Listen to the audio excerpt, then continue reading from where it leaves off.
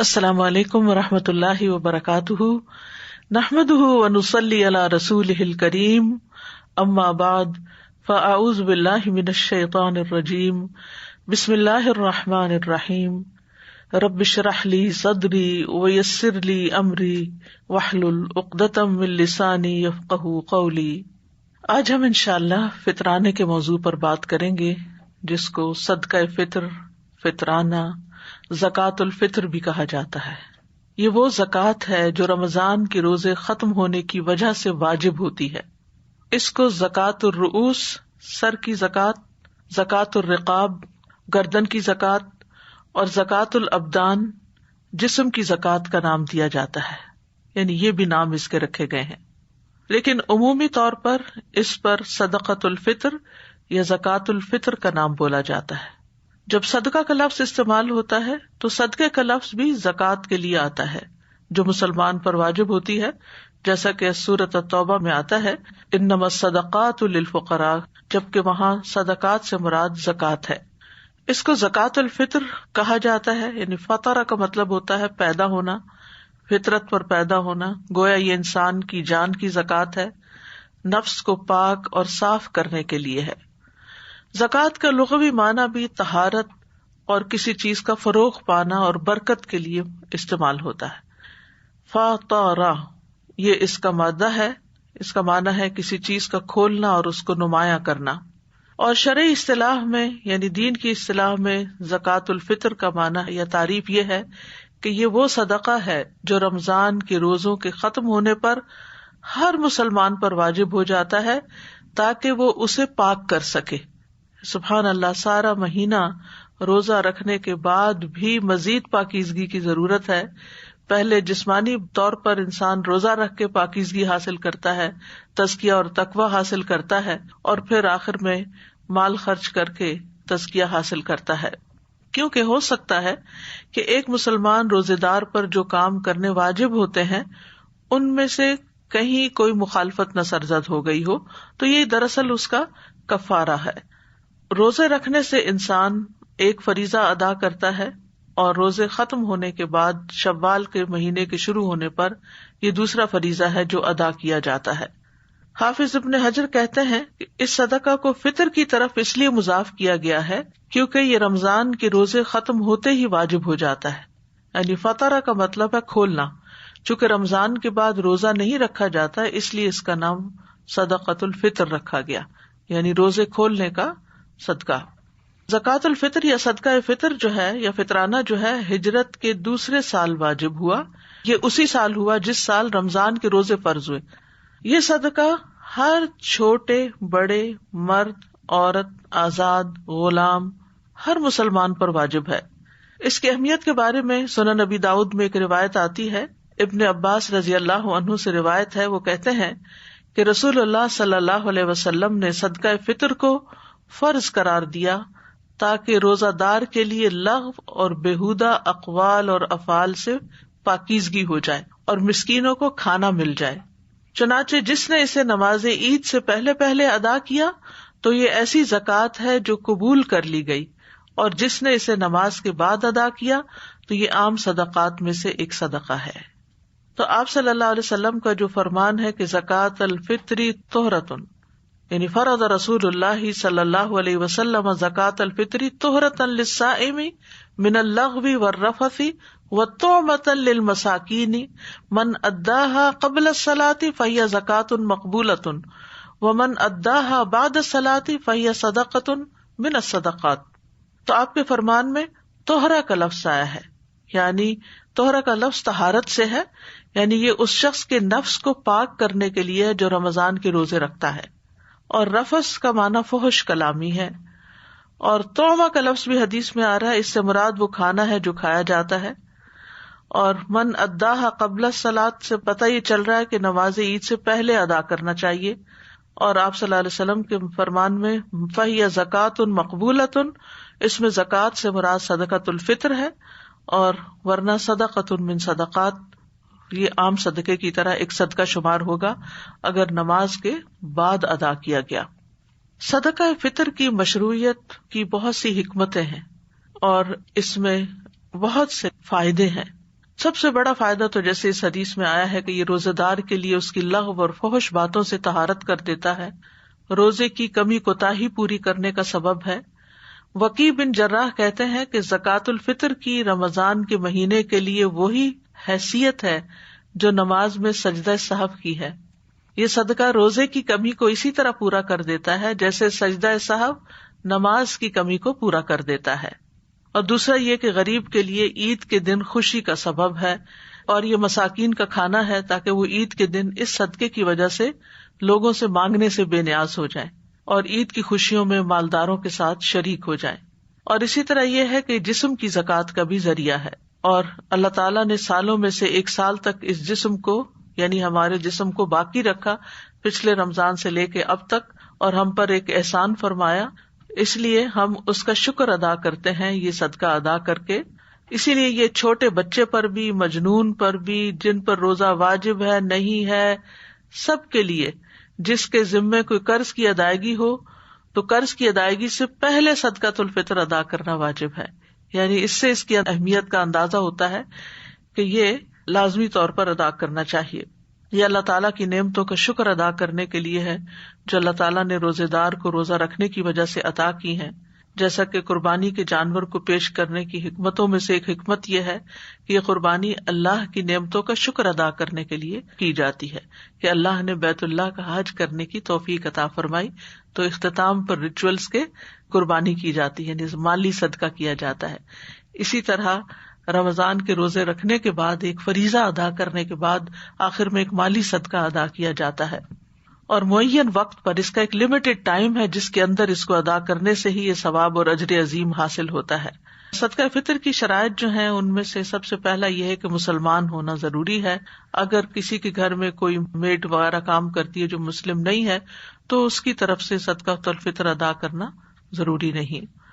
عبداللہ بن عمر سے روایت ہے، رسول اللہ صلی اللہ علیہ وسلم نے رمضان میں مسلمانوں میں سے ہر انسان پر، آزاد ہو یا غلام ہو، مرد ہو یا عورت ہو، چھوٹا ہو یا بڑا ہو، کھجوروں کا 1 سا یا جو کا 1 سا صدقہ فطر مقرر کیا۔ یعنی اس کا مقصد یہ ہے کہ مسلمان اتنی مقدار میں اناج یا غلے کا مالک ہو جو غذا اس کے لیے کافی ہو اور اس کے اہل و عیال کے لیے کافی ہو، اور اس کے پاس عید کے دن اور رات کی خوراک سے زیادہ مقدار میں خوراک ہو، اور اس کے ساتھ اس کی اصل ضروریات بھی پوری ہو رہی ہوں۔ یعنی اگر کسی کے پاس اس دن کا کھانا ہے اور اس سے ایکسٹرا ہے تو اس کو بھی یہ زکوٰۃ ادا کرنی ہوگی، یعنی غریبوں پر بھی ہے یہ صدقہ۔ ابن عمر کہتے ہیں کہ رسول اللہ صلی اللہ علیہ وسلم نے لوگوں پر رمضان کا صدقہ فطرانہ مقرر کیا، یعنی آپ صلی اللہ علیہ وسلم نے مقرر کیا، قرآن مجید میں اس کا ذکر نہیں آتا۔ ایک اور اہم بات یہ ہے کہ اس میں نیت کا ہونا بڑا ضروری ہے، کیونکہ اعمال کا دار و مدار نیت پر ہے۔ اگر آپ ویسے ہی صدقہ دے رہے ہیں تو وہ صدقہ عام شمار ہوگا، وہ اس دائرے میں نہیں ہوگا، اور اس صدقے کو ادا کرنے کا جو فریضہ ہے وہ ادا نہیں ہوگا، اور اس پر جو بے پناہ اجر ہے وہ اجر حاصل نہیں ہوگا، ورنہ صدقہ تو ہو ہی جائے گا۔ اور یہ نیت جو ہے یہ ادا کرنے سے پہلے ہوگی، نہ کہ ادا کرنے کے بعد۔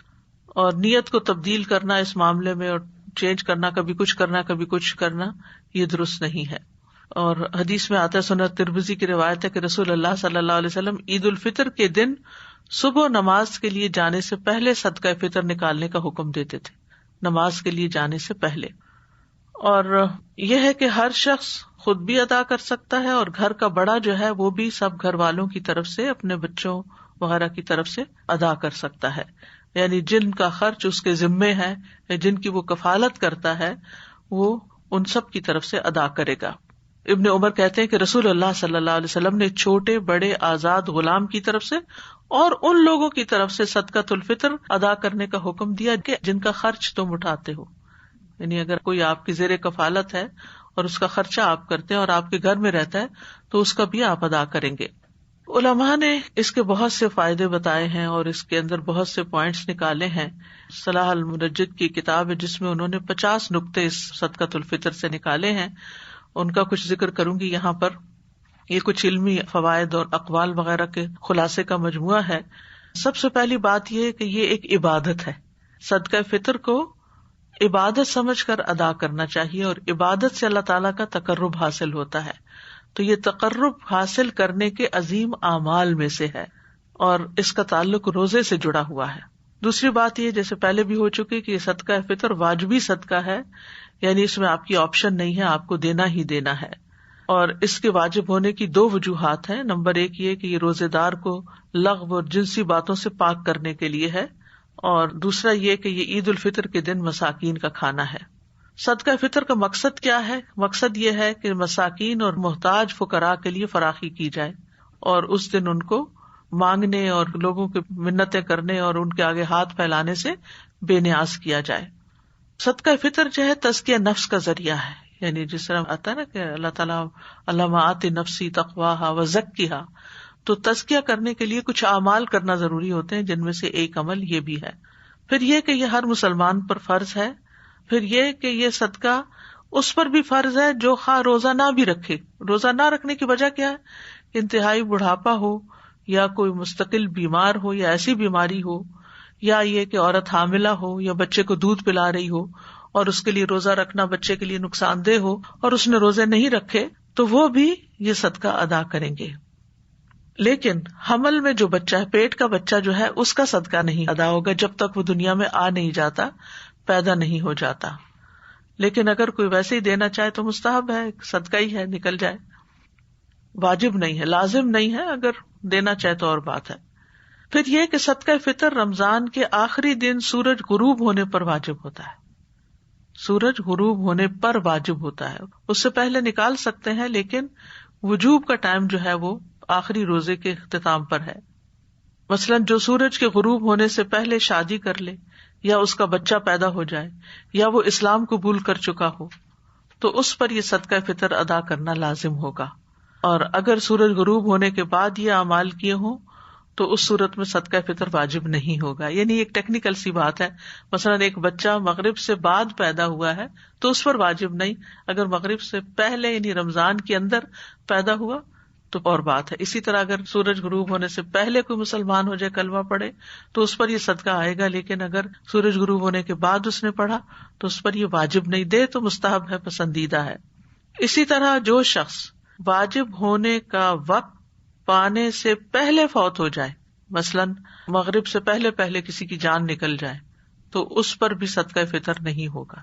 لیکن اگر اس کی جان نکلی ہے مغرب کی اذان کے بعد یا سورج غروب ہونے کے بعد، تو پھر اس کے اوپر قرض ہوگا، اس کو ادا کرنا ہوگا اس کو دفنانے سے پہلے.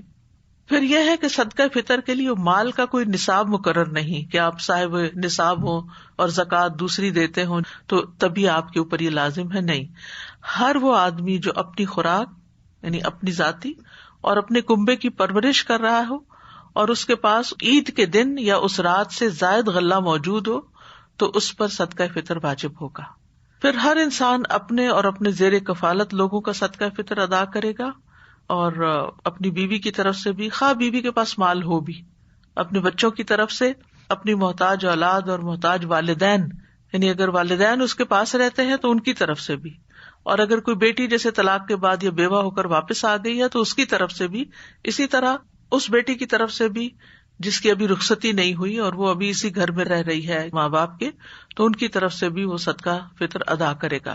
اولاد اگر مالدار ہے تو اس پر ان کی طرف سے صدقہ فطر ادا کرنا لازم نہیں. یعنی اگر بچے جو ہیں وہ خود کماتے ہیں، اپنے گھر والے ہیں، تو پھر باپ کے اوپر ذمہ داری نہیں ہے کہ وہ ان بچوں کی طرف سے ادا کرے، وہ اپنا خود کریں گے اپنی طرف سے، اپنے فیملیز کی طرف سے. لیکن جو ڈپینڈنٹ اولاد ہے، گھر میں رہ رہی ہے، باپ کے ساتھ رہ رہی ہے کسی بھی وجہ سے، تو ان کا وہ ادا کرے گا. پھر اسی طرح طلاق رجعی کی صورت میں شوہر کا بیوی کی طرف سے صدقہ فطر ادا کرنا ضروری ہے. لیکن اگر کوئی بیوی طلاق بائنہ لے چکی ہے یا سرکشی دکھا کے ناراض ہو کے گھر سے نکل چکی ہے تو اس کا صدقہ فطر ادا نہیں کرنا ہوگا. اسی طرح بیٹے کے ذمہ سوتیلی ماں کا صدقہ فطر ادا کرنا لازم نہیں. یعنی اگر کوئی بچہ اپنے محتاج باپ کی بیوی کی طرف سے صدقہ ادا کرنا چاہے تو ضروری نہیں، اگر کرے تو احسان ہے، کیونکہ بیٹے کے اوپر باپ کی بیوی کا نان نفقہ لازم نہیں ہے، واجب نہیں ہے. اگر وہ دیتا ہے تو یہ بہت بڑا احسان ہے، لیکن اگر وہ نہیں دے سکتا یا نہیں دیتا تو اس پر کوئی گناہ نہیں. اسی طرح اولاد اگرچہ مالدار ہو لیکن اگر والد ان کی طرف سے دینا چاہے تو دینے میں حرج کوئی نہیں ہے، یہ ثواب کا کام ہے، لیکن اس پر واجب نہیں. دیکھیے یہاں دو باتیں ہو رہی ہیں، کنفیوژن نہ ہو. ایک ہے واجب لازم آپ نہیں دینا ہے، اور ایک یہ ہے کہ آپ دینا چاہیں تو دے دیں، اور اگر آپ نہیں دینا چاہتے تو آپ کے اوپر کوئی پوچھ نہیں ہے. تو اولاد اگر مالدار ہو تو اپنا خود دے گی، لیکن اگر والد کہ نہیں بچے میں آپ کی طرف سے بھی دے رہا ہوں تو خوشی سے دے دے، وہ ادا ہو جائے گا. پھر انسان جن کے خرچ کا ذمہ دار نہیں، ان کی اجازت سے ان کا صدقہ فطر دے سکتا ہے. ٹھیک ہے نا، کیونکہ بعض اوقات ایسے رشتے دار گھر پہ ہوتے ہیں یا ایسے لوگ آپ کے گھر رہ رہے ہوتے ہیں. لوگ بعض اوقات اپنے دور پار کے محتاج رشتے داروں کو اپنے گھر لے آتے ہیں، یعنی جو ٹیکنیکلی آپ کی کفالت میں نہیں ہے لازمی طور پر، لیکن ویسے آپ احسان کے درجے میں ان کو اپنے ساتھ رکھے ہوئے ہیں. اسی طرح مالک کے ذمہ اپنے مسلمان خادموں کا صدقہ یا فطر ادا کرنا واجب نہیں. مثلا سرونٹس ہیں آپ کے گھر میں، تو آپ کے لیے ضروری نہیں کہ آپ ادا کریں، لیکن اگر آپ ادا کریں گے تو آپ کی طرف سے احسان ہوگا. پھر یتیم کا صدقہ فطر ادا کرنے کا طریقہ کیا ہے؟ یعنی جو شخص یتیم کی رضاکارانہ طور پر پرورش کر رہا ہے، اس کے لیے یتیم کی طرف سے صدقہ فطر ادا کرنا واجب نہیں. اگر یتیم کے پاس مال ہے تو اس مال سے صدقہ فطر ادا کیا جائے گا. اگر اس کے پاس مال نہیں تو یتیم کا صدقہ فطر اس شخص پر ادا کرنا واجب ہے جو شرعی طور پر یتیم کو خرچ دینے کا ذمہ دار ہے. پھر صدقہ فطر کی مقدار کیا ہے؟ غلے کا 1 صاع. ابو سعید خدری کہتے ہیں ہم نبی صلی اللہ علیہ وسلم کے عہد مبارک میں خوراک کا 1 صاع بطور صدقہ فطر دیتے تھے. اور صاع کی مقدار کیا ہے؟ صاع سے مراد نبی صلی اللہ علیہ وسلم کا صاع ہے. یہ اس آدمی کی ہتھیلیوں کے 4 چلو بنتے ہیں جس کی جسمانی بناوٹ درمیانے درجے کی، چھوٹا بالکل بھی نہ اور بہت بڑا بھی نہ ہو، 4 چلو بنتے ہیں. اور تول اور وزن اس چیز کے مختلف ہونے کی وجہ سے مختلف ہیں جن چیزوں سے صاع بھر جاتا ہے. اگر آپ نے تول کر 1 صاع نکالنا ہو تو یہ یقین دہانی کرنا ضروری ہے کہ یہ تول اس صاع کے برابر ہو چکا ہے جس کے مطابق آپ نکال رہے ہیں، اور یہ تقریباً 3 کلو چاول بنتے ہیں. نہیں چلو کی بات ہے نا، تو 1 چلو جیسے ہوتا ہے، 2 ملا کے نہیں، 2 ملا کے پھر 2 ہو جائیں گے.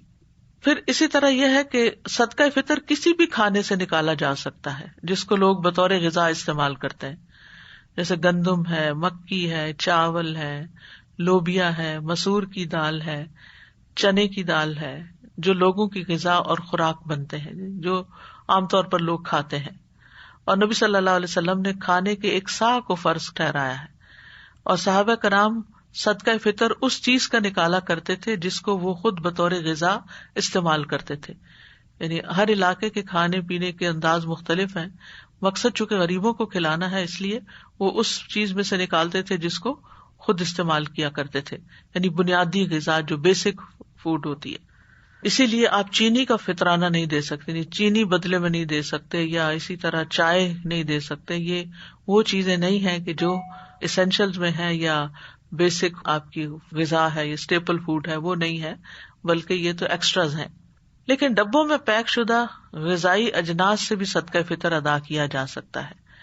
یعنی اگر آپ وزن دیکھ لیتے ہیں ان کا، اور چاول جو ہے وہ پیکٹ میں ہے تو پیکٹ بھی دے سکتے، ضروری نہیں کہ کھول کے اس کو کھلا کر کے چلو ناپ کے آپ دیں.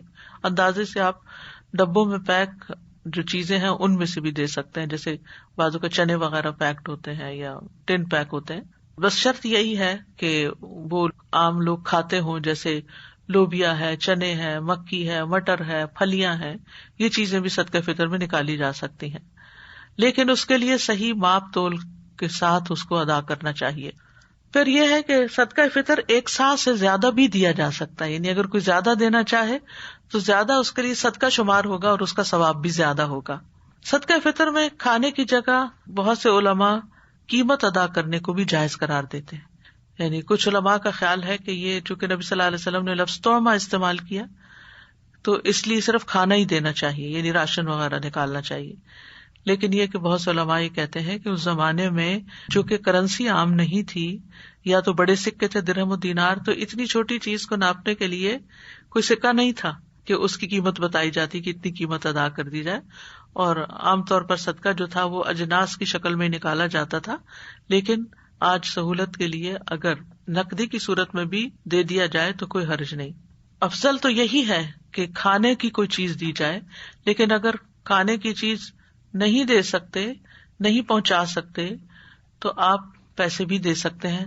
مثلاً اب جس طرح لوگوں کا لائف سٹائل ہے تو اور خصوصاً کورونا کی وجہ سے لوگ گھروں میں بند ہیں اور مساکین لینے والے بھی اور دینے والے بھی، تو ایسی صورت میں پیسے تو آپ ای ٹرانسفر کر دیتے ہیں کسی کے لیے، یا آپ کسی بھی ذریعے سے اس کو دوسرے تک پہنچا سکتے ہیں.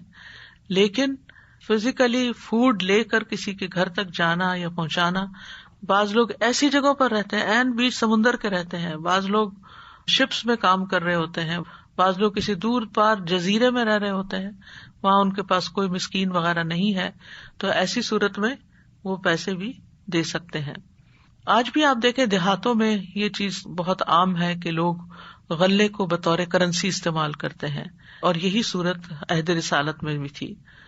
تومہ کا لفظ اگرچہ خوراک کے لیے آتا ہے، لیکن تومہ کا لفظ دوسرے معنوں میں بھی استعمال ہوا ہے.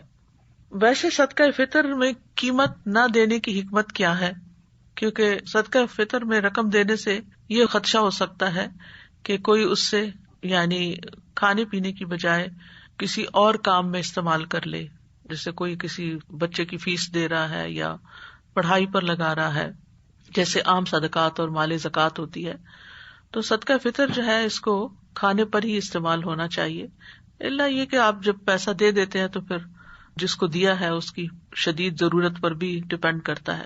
صدقہ فطر کو نکالنے کے 2 اوقات ہیں، ایک مستحب وقت ہے اور ایک جائز وقت ہے.